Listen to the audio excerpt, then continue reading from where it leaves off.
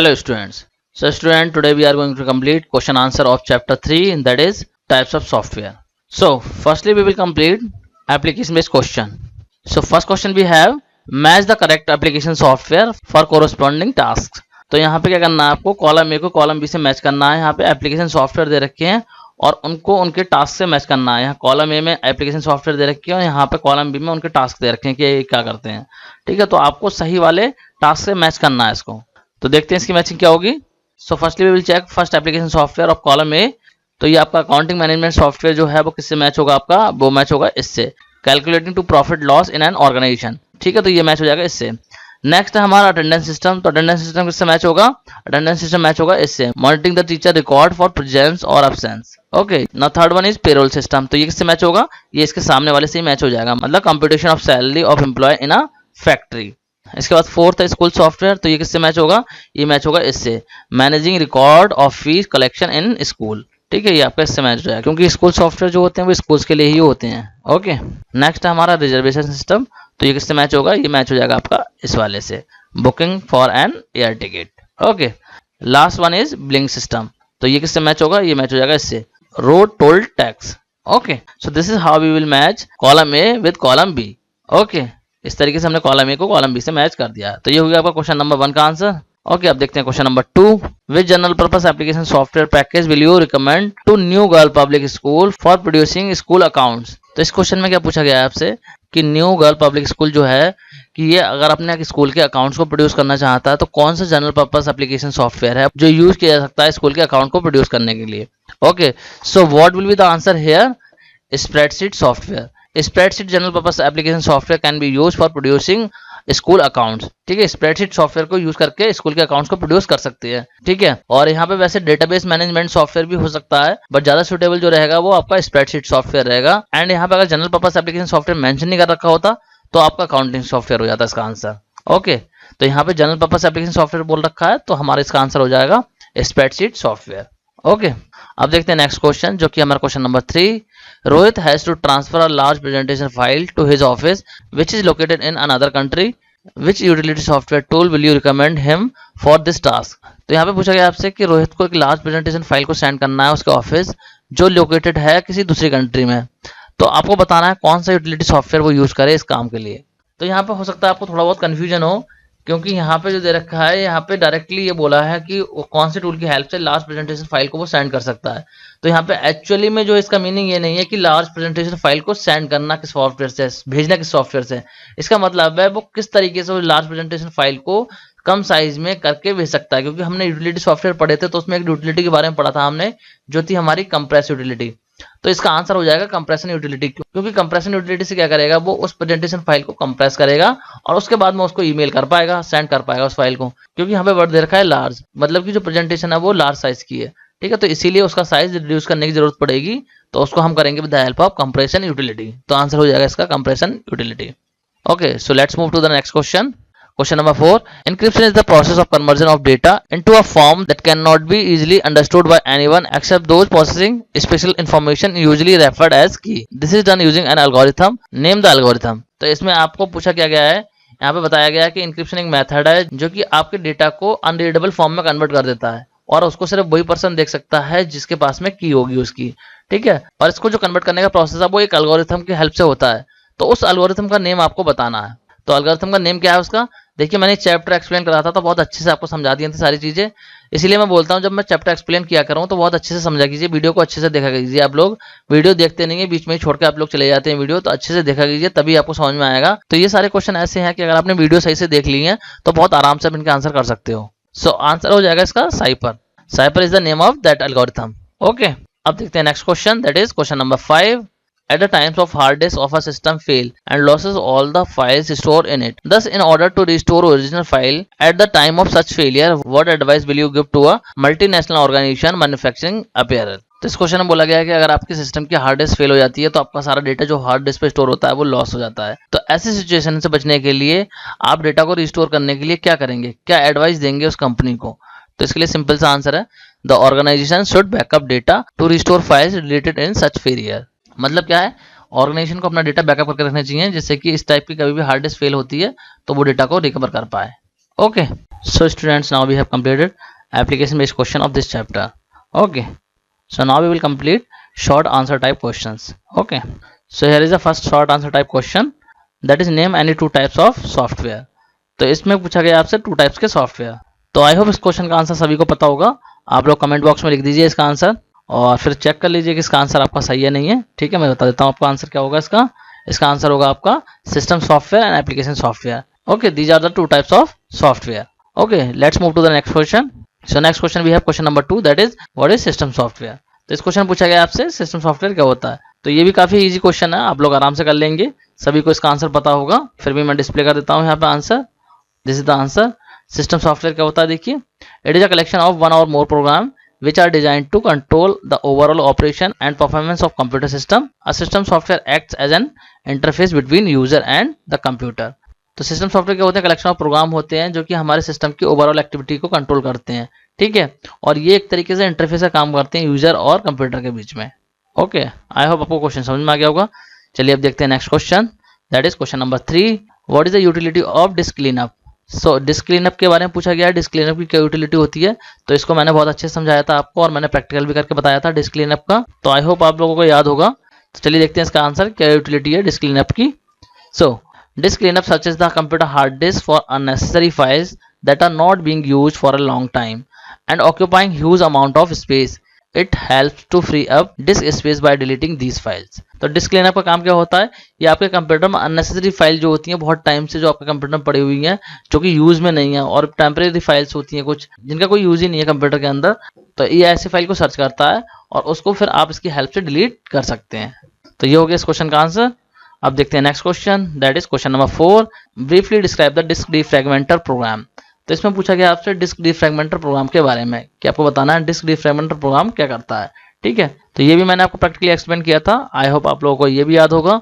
चलिए देखते हैं इसका answer. Disk defragmentation program is used to rearrange all files and directory into one contiguous area of disk and consolidates the free space in one contiguous block. तो मैंने आपको ये समझाया था कि ये क्या करता है, आपकी फाइल्स जो होती हैं हार्ड डिस्क पर अलग अलग ब्लॉक में स्टोर हो जाती हैं, जैसे कि आपका डेटा एक्सेस स्लो हो जाता है तो उनको रीअरेंज करके दोबारा से सिंगल ब्लॉक में या फिर कॉन्टिजियस ब्लॉक्स में स्टोर कर देता है, जिससे कि आपका जो डेटा एक्सेस होता है वो फिर से फास्ट हो जाता है.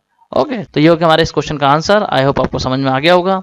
अगर किसी क्वेश्चन के रिगार्डिंग आपको कोई डाउट हो तो आप कमेंट बॉक्स में लिख देना, मैं आपका डाउट क्लियर कर दूंगा. ओके, अब देखते हैं next question, that is question number 5. Where is encryption primarily used. तो इस क्वेश्चन में पूछा गया है कि इंक्रिप्शन जो होता है वो प्राइमरली कहाँ पे यूज होता है. ठीक है, तो वैसे तो इंक्रिप्शन हर जगह यूज होता है लेकिन प्राइमरली कहाँ पे यूज होता है ये मैंने आपको समझाया था. तो प्राइमरली जो यूज होता है वो होता है हमारा डिफेंस सर्विसेज के अंदर. ठीक है, so encryption is primarily use in defence services. Okay, तो ये हो गया इस क्वेश्चन का answer. Now let's move to the next question, that is question number 6. Name the most popular encryption software which can be downloaded free of charge. तो यहाँ पर आपको बताना है सबसे पॉपुलर इंक्रिप्शन सॉफ्टवेयर का नेम जो कि फ्री में डाउनलोड किया जा सकता है. ओके, तो ये भी मैंने आपको समझाया था कि कौन सा सॉफ्टवेयर है जो आप फ्री में डाउनलोड कर सकते हैं. मैंने आपको वेबसाइट का भी नाम बताया था जहां से आप सॉफ्टवेयर को डाउनलोड कर सकते हैं. तो चलिए देखते हैं इसका answer. FlexScript is one of the most popular encryption software which can be downloaded free of charge from this website. What is the name of website? FlexScript.com. Okay, this is the name of website. तो इस website से आप free में download कर सकते हैं इस FlexScript software को to encrypt your data. Okay, तो आई होप आपको समझ में आ गया होगा. अब देखते हैं next question, that is question number 7. तो इस क्वेश्चन में क्या पूछा गया है, गिव 2 एग्जांपल ऑफ ईच. तो इस क्वेश्चन में आपको जितनी भी नीचे लिस्ट दे रखी हैं इन सबके 2 एग्जांपल्स देने हैं. ठीक है, जैसे कि ऑपरेटिंग सिस्टम दे रखा है, डेस्कटॉप पब्लिशिंग पैकेज दे रखा है, डेटाबेस मैनेजमेंट सॉफ्टवेयर है, बैकअप सॉफ्टवेयर है, एंटीवायरस है, प्रोग्रामिंग लैंग्वेज है. तो इन सबके 2 एग्जांपल आपको बताने हैं. तो ये क्वेश्चन भी काफी ईजी है. तो पहले बात करते हैं ऑपरेटिंग सिस्टम की एग्जांपल्स की. तो क्या हो जाएंगे इसके एग्जांपल, विंडोज एंड लाइनक्स. ठीक है, आप चाहो तो विंडोज और मैकिंटॉश भी लिख सकते हो, जो भी आपको ऑपरेटिंग सिस्टम के नेम पता है अगर आप चाहो तो वो लिख सकते हो, जरूरी नहीं यही लिखने आपको. अगर आपको कोई और ऑपरेटिंग सिस्टम का नेम पता है तो आप वो भी लिख सकते हैं. ओके, अब देखते हैं एग्जांपल डेस्कटॉप पब्लिशिंग पैकेज के.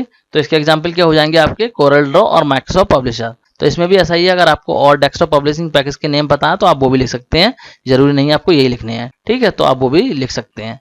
अब नेक्स्ट लिखने हैं एग्जाम्पल हमें डेटाबेस मैनेजमेंट सॉफ्टवेयर के. ओके, तो इसके एग्जाम्पल क्या हो जाएंगे आपके, इसका एग्जाम्पल हो जाएगा MS एक्सेस और ओरेकल. ये एग्जाम्पल होगा आपके डेटाबेस मैनेजमेंट सॉफ्टवेयर के.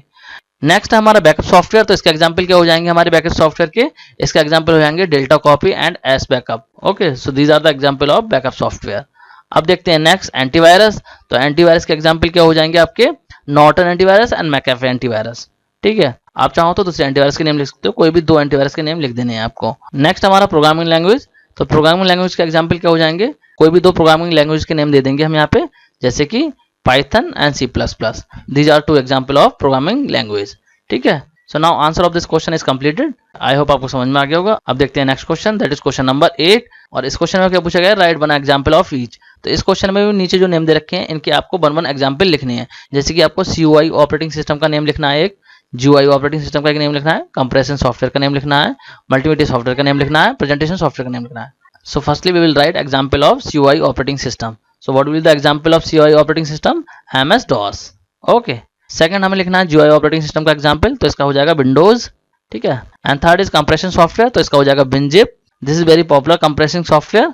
Now next is multimedia software, तो इसका हो जाएगा हमारा विंडोज मीडिया प्लेयर। आप चाहो तो किसी और मल्टीमीडिया सॉफ्टवेयर का भी नेम लिख सकते हो। Okay, next is presentation software, तो इसका आंसर हो जाएगा पावर पॉइंट, जो कि बहुत ही ज्यादा पॉपुलर है। So now we have complete the answer of this question. अब देखते हैं next question, that is question number 9। Name any 2 language where either interpreter और कंपाइलर यूज। तो आपको कोई भी ऐसी 2 लैंग्वेज के नाम बताने हैं जहां पे कि या तो इंटरप्रेटर यूज होता हो या फिर कंपाइलर यूज होता हो। तो बहुत ही इजी क्वेश्चन है, बहुत आराम से आप इसका लिख सकते हैं आंसर। इसका आंसर हो जाएगा आपका पाइथन एंड C++, क्योंकि पाइथन में जो होता है वो इंटरप्रेटर यूज होता है और C++ में यूज होता है हमारा compiler. Now let's move to the next question, that is question number 10। अब इस क्वेश्चन में क्या पूछा गया है, डिफाइन द फॉलोइंग। अब इसमें कुछ नेम दे रखे हैं यहाँ पे, इनको आपको डिफाइन करना है। जैसे कि असेंबलर है, इंटरप्रेटर है, कंपाइलर है, ऑब्जेक्ट है, सोर्स कोड है, प्रोग्राम है, इन सबको डिफाइन करना है। तो ये सारे टॉपिक मैं बहुत अच्छे से समझा चुका हूँ आपको। जब मैंने आपको चैप्टर एक्सप्लेन किया था तो बहुत अच्छे से मैंने समझा दिए थे सारे टॉपिक्स। तो अगर आपने वो वीडियो अच्छे से देख लिया है तो आप इनके आंसर बहुत आराम से कर लोगे। तो अगर आपने वीडियो नहीं देखा है वो वाला जिसमें मैंने चैप्टर को एक्सप्लेन किया तो उसे जरूर देख लें, जिससे कि आपके सारे कॉन्सेप्ट क्लियर हो जाएं। ओके, तो चलिए देखते हैं इसका आंसर। तो पहले बात करते हैं असेंबलर की। What is assembler? An assembler is a program used to translate mnemonic operations code to the machine language equivalents. तो असेंबलर हमारा असेंबली लैंग्वेज जो यूज होता है जहां पे कि निमोनिक कोड को ये मशीन लैंग्वेज में कन्वर्ट करता है। अब बात करते हैं नेक्स्ट इंटरप्रेटर की। सो what is interpreter? An interpreter converts a program written in a high-level language into machine language program line by line and simultaneously execute the converted lines. तो interpreter high level language में जो written programme होता है उसको object code में convert करता है, मतलब मशीन की लैंग्वेज में कन्वर्ट करता है और ये कोड को लाइन बाय लाइन एग्जीक्यूट करता है। ओके, अब बात करते हैं कंपाइलर की। What is compiler? A compiler is a computer program that transforms human readable source code of an entire computer program into the machine language code. तो compiler का भी वर्क सेम ही होता है, ये भी आपके हाई लेवल लैंग्वेज में जो लिखा हुआ कोड होगा उसको मशीन लैंग्वेज में कन्वर्ट करता है, बट ये क्या करता है पूरे कोड को एक बार में कन्वर्ट कर देता है। इंटरप्रेटर की तरह नहीं कि लाइन बाय लाइन कन्वर्ट करेगा। ओके, अब बात करते हैं ऑब्जेक्ट कोड की। इट इज अ प्रोग्राम और code in machine language after being converted. तो ऑब्जेक्ट कोड क्या होता है? ऑब्जेक्ट कोड हमारा वो कोड होता है जो कि हमारा कंप्यूटर समझता है, मतलब सोर्स कोड जो यूजर ने टाइप किया हुआ होता है वो जब आपका कन्वर्ट हो जाता है मशीन लैंग्वेज में तो उसी को हम बोलते हैं ऑब्जेक्ट कोड। ओके, अब बात करते हैं सोर्स कोड की। इट इज अ प्रोग्राम और code in high level language given to a computer. तो देखिए सोर्स कोड क्या होता है, ये आपका प्रोग्राम या फिर कोड है जो यूजर टाइप करता है, जो हम टाइप करते हैं हाई लेवल लैंग्वेज में, उसी को हम बोलते हैं सोर्स कोड। जब हम प्रोग्रामिंग करते हैं किसी भी हाई लेवल लैंग्वेज में तो जो भी हम कोड टाइप करते हैं उसी को हम बोलते हैं सोर्स कोड। ओके, अब लास्ट हमारा program. So what is program? A set of instruction which perform specific task is called program. तो ये सेट ऑफ इंस्ट्रक्शन है जो किसी भी पर्टिकुलर टास्क को परफॉर्म करने के लिए यूज होता है। तो ये हो गया हमारे इस क्वेश्चन का आंसर कंप्लीट। आई होप आपको आंसर समझ में आ गया होगा। तो अब हमने कंप्लीट कर लिए इस चैप्टर के सारे शॉर्ट आंसर टाइप क्वेश्चंस। अब कंप्लीट करेंगे हम इस चैप्टर के लॉन्ग आंसर टाइप क्वेश्चंस को। ओके, तो अब सॉल्व करते हैं इस चैप्टर के लॉन्ग क्वेश्चंस को। ओके, तो चलिए देखते हैं पहला long question. So first long question we have what are the functions of operating system. So in this question you have to write functions of operating system. So what are the functions of operating system? We will write one by one. So first function of operating system is processor management. An operating system manages the working of processor by allocating various jobs to it. It also ensures that each process and application receive enough time by the processor to function properly. So this is the first function that operating system perform. Now let's talk about second function of operating system, that is memory management. So an operating system manages the sharing of internal memory among multiple application. It assigns memory to various program. It also frees the memory when it is not in use. So this is the second function of operating system. Operating system आपका processor का management करता है and memory का management करता है। Now let's discuss third function of operating system, that is device management. An operating system controls the working of all input and output devices. So operating system also manages all the devices connected to computer. सारे device को भी manage करता है, ये जो भी आपके computer से कनेक्टेड होती हैं। Next function of operating system that is file management. An operating system keeps track of information regarding creation, deletion, transfer, copy and storage of file in an organized way। तो file management भी हमारा operating system करता है। Next function of operating system error detection and security. It provide security by means of password to prevent the misuse of computer. तो ये आपको security provide करता है जिससे कि आपके कंप्यूटर का मिसयूज ना हो, जिसमें कि आप पासवर्ड सेट कर सकते हैं। Next function is job scheduling.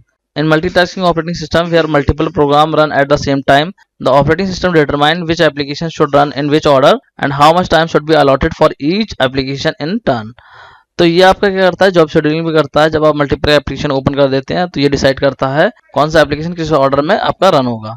Okay, so these are the function which operating system performs. I hope आपको समझ में आ गया होगा। तो ये हो गया आपके फर्स्ट लॉन्ग क्वेश्चन का आंसर। ओके, अब देखते हैं next question. So next long question we have differentiate between compression and defragmentation. तो इस क्वेश्चन में आपको बताना है कंप्रेशन एंड डिफ्रैगमेंटेशन में डिफरेंस।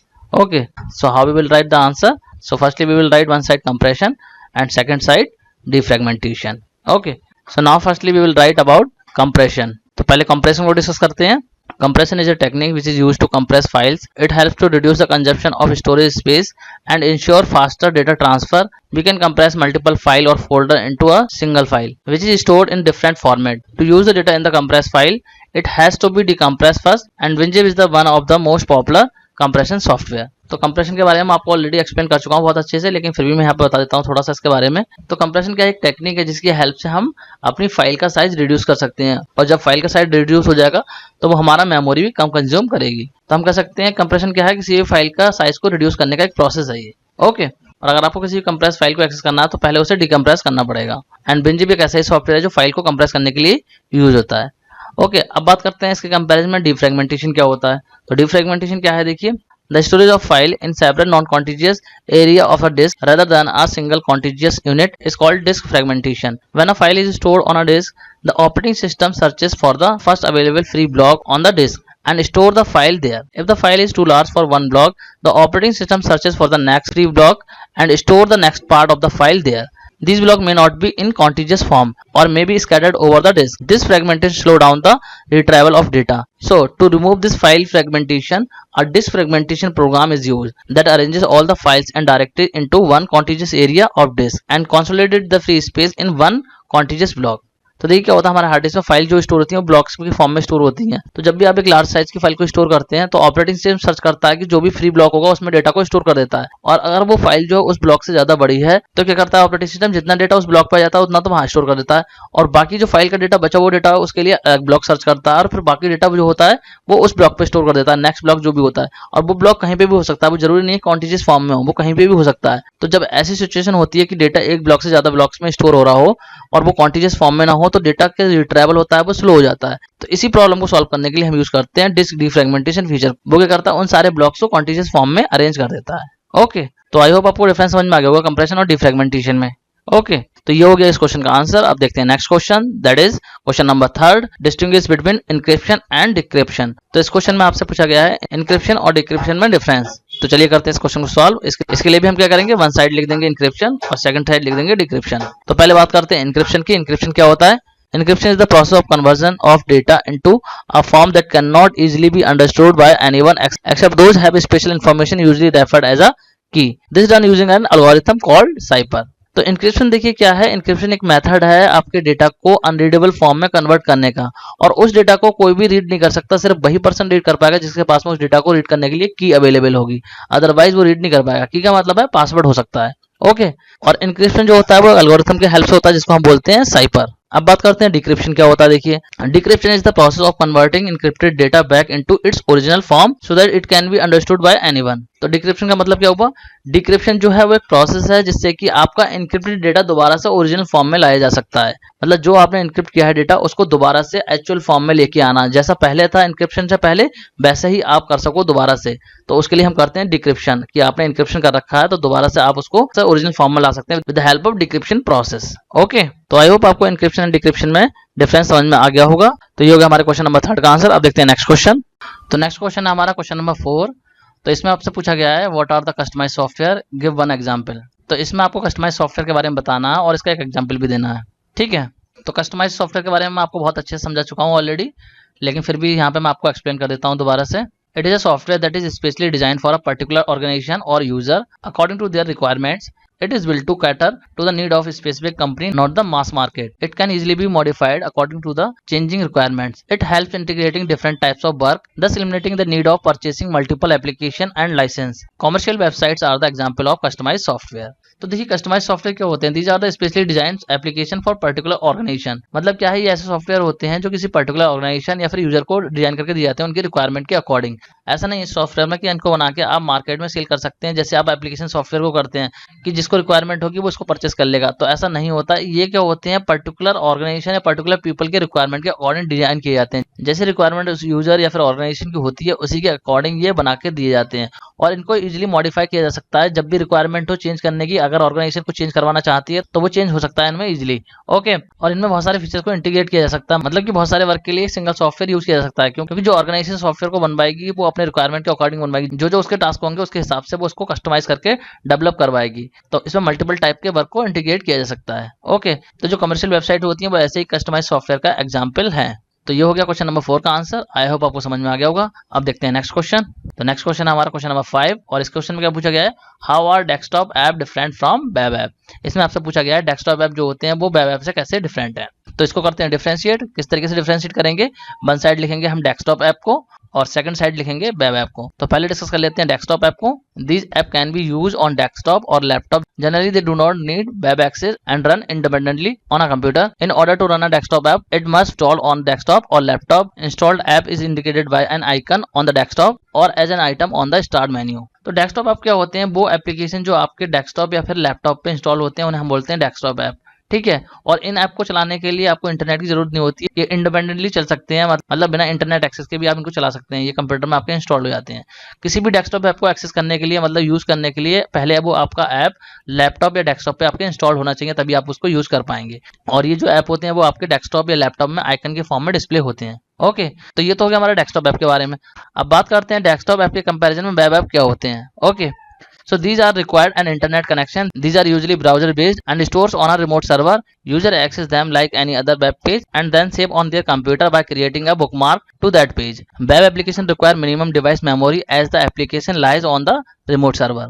तो देखिए डेस्कटॉप ऐप के कंपैरिजन में वेब एप्लीकेशन क्या होते हैं। वेब एप्लीकेशन में आपको इंटरनेट कनेक्शन की जरूरत होती है इनको एक्सेस करने के लिए, जबकि डेस्कटॉप ऐप जो थे उसमें हमें इंटरनेट कनेक्शन की जरूरत नहीं थी इनको एक्सेस करने के लिए। लेकिन वेब ऐप में जब भी आपको इनको यूज करना है तो आपको इंटरनेट कनेक्शन चाहिए। और ये जो वेब ऐप होते हैं ये ब्राउजर बेस्ड होते हैं, क्योंकि ये जो होते हैं स्टोर वो एक रिमोट सर्वर पर होते हैं जहां से कि हम उन्हें एक्सेस करते हैं जैसे लाइक अ वेब पेज। ठीक है, अगर हमें सेव करने की जरूरत होती है तो हम एज अ बुकमार्क इनको सेव कर लेते हैं। एंड इन एप्लीकेशन को यूज करने के लिए डिवाइस में बहुत कम मेमोरी की जरूरत होती है, क्योंकि ये जो एप्लीकेशन होते हैं सर्वर पे इंस्टॉल्ड होते हैं तो वहां से हमें एक्सेस करना ही होते हैं सिर्फ, तो बहुत कम मेमोरी चाहिए होती है हमें डिवाइस में इनको एक्सेस करने के लिए। ओके, तो ये एक तरीके से इसका एडवांटेज हो गया। तो ये आंसर कंप्लीट हो गया इस क्वेश्चन का। तो आई होप आपको समझ में आ गया होगा डेस्कटॉप ऐप और वेब ऐप में क्या डिफरेंस होता है। तो चलिए अब देखते हैं नेक्स्ट क्वेश्चन। तो नेक्स्ट क्वेश्चन हमारा क्वेश्चन नंबर 6 और इसमें पूछा गया है what are the virus scanner cleaner and what function does it perform. तो आपको बताना है ये वायरस स्कैनर क्लीनर क्या होते हैं और ये क्या फंक्शन परफॉर्म करते हैं। ओके, चलिए देखते हैं इसका आंसर। तो पहले देखते हैं what is virus scanner cleaner. So virus cleaner are the computer program used to identify, prevent and remove virus from our computer. तो ये वायरस स्कैनर क्या है, एक तरीके से कंप्यूटर प्रोग्राम है जो हमारे कंप्यूटर में वायरस को आने से रोकता है और हमारे कंप्यूटर में अगर कोई वायरस है तो उसको आइडेंटिफाई करेगा और उसको बाद में उसको रिमूव कर देगा। Okay, and what function this perform. These perform the following tasks in our computer. Number 1, scan computer file to look for virus. Number 2, identify suspicious behavior from other computer. And number 3, remove the program which indicate infection. तो ये virus scanner जो होते हैं computer में ये task perform करते हैं कि कंप्यूटर में चेक करते हैं क्योंकि वायरस तो नहीं है, और सस्पिशियस बिहेवियर को भी चेक करते हैं कि हमारा कंप्यूटर की किसी और कंप्यूटर से एक्सेस करने की कोशिश तो नहीं हो रही है, और ऐसे प्रोग्राम को रिमूव कर देता है जो कि इन्फेक्शन शो कर रहे होते हैं। ओके, तो इस क्वेश्चन में बस इतना ही पूछा गया था, तो इस क्वेश्चन का आंसर कंप्लीट हो गया है। चलिए अब देखते हैं नेक्स्ट क्वेश्चन जो कि हमारा क्वेश्चन नंबर 7 और इस क्वेश्चन में क्या पूछा गया है, discuss the role of DTP software. तो इसमें आपको बताना है डीटीपी सॉफ्टवेयर का क्या रोल होता है। With the advancement of DTP packages the same work that a printing press could complete in a few days can easily be finished with in a few hours. DTP packages can combine both text and graphic feature to design professional documents like newsletters, printed forms, advertisement, vouchers, poster, magazine, books, etc.